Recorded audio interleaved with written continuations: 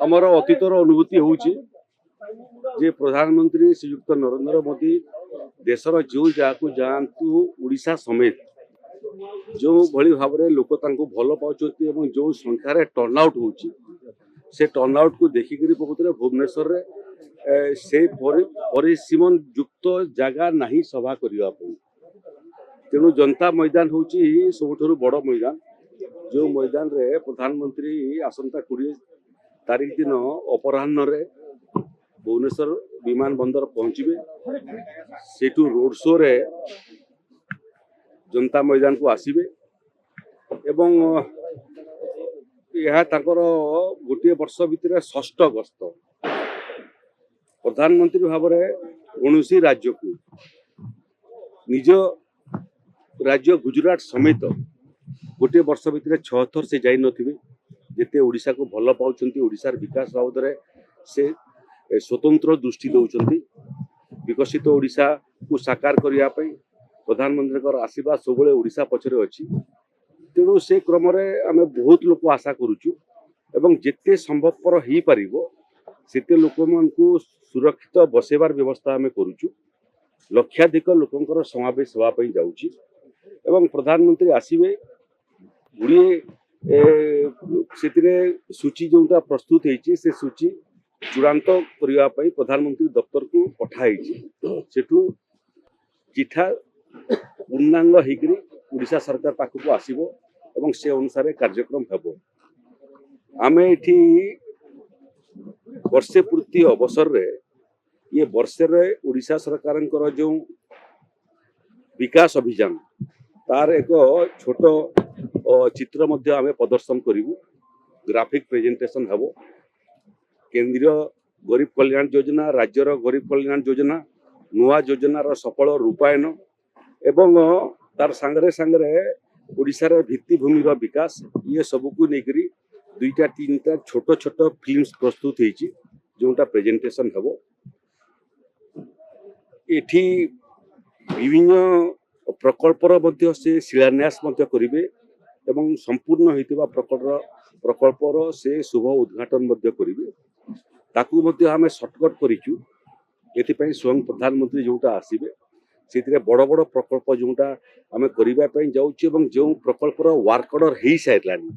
से भाया प्रकल्पर शिलान्यास करेंगे जो प्रकल्प समाप्त होती तार से शुभ उद्घाटन करेंगे मोटामोटी 17,000 कोटी टंकार प्रकल्पर से भूमि पूजन किंवा शिलान्यास करेंगे ऑनलाइन रे हेबो स्विच टिपिले शिलान्यास हेबो एवं जो जो जगार शिलान्यास सब अच्छी ताकू मध्य परवर्ती अवस्था रे सेथि मध्य आमे विभिन्न सांसद विधायक मंत्री इमानक द्वारा मध्य परवर्ती अवस्था रे सेठी मध्य लोकंकर संगरे ये कार्यक्रम जो शिलान्यास होइथिबो तार मध्य आमे आउ इवेंट करबा पई जाउछु गुड़िए नुआ जिनसर घोषणा हम नुआ प्रकल्पर घोषणा हम एवं लोके पूरा दल हाई वोल्टेज मूड रे अच्छी गोटे वर्षर सफलता से पुणी प्रधानमंत्री एटी आगमन एवं तांकर ओडिशावासी को उद्बोधन ये सब को लेकिन जो प्रस्तुति होती प्रस्तुति को देखा आम आसलु माननीय मंत्री वाणिज्य एवं परिवहन विभूति जेना उपस्थित अच्छा दलर वरिष्ठ नेता दिलीप महांती उपस्थित अच्छा महिला मोर्चार वरिष्ठ नेत्री सविता नंद से उपस्थित अच्छी तेणु आम प्रत्येक दिन कार्य केते दूर अग्रगति है मौसुमी समयटा वर्षा बहुत समय हो वर्षा बहुत समय पानी भीतर को पशि आसूँ सुरक्षा दृष्टि एंट्री केउटा हम एक्जिट केउटा हम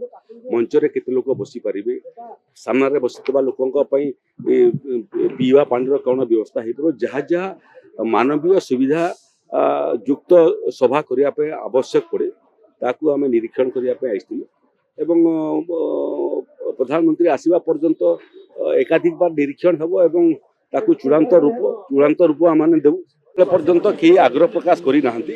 किंतु आमर राज्यर 3 जन केंद्र मंत्री अच्छा से समस्ते रे ओडिशा रे जो माने मंत्रिमंडल रे अछंती सबु मंत्रिमंडल सदस्य सदस्य माने से माने समस्ते रहिबे सांसद माने रहिबे विधायक माने रहिबे आम कार्यकर्ता रहिबे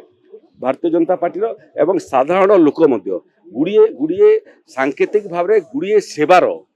तार एठी